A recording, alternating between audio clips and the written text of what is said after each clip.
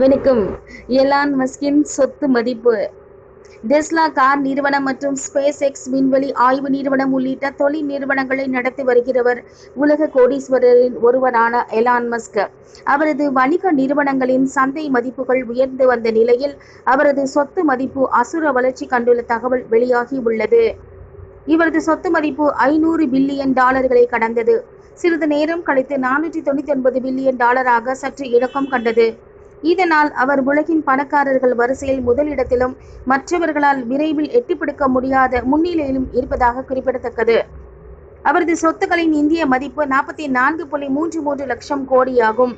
இதே வேகத்தில் அவரது சொத்து மதிப்புகள் உயர்ந்தால் அடுத்த 10 ஆண்டுகளுக்குள் தனிநபரின் சொத்து மதிப்பு ரூபாய் 100 லட்சம் கோடியை எட்டும் உலகின் முதல் ட்ரில்லியனாக அவர் இடம் பிடித்து விடுவார் என கணிக்கப்பட்டுள்ளது.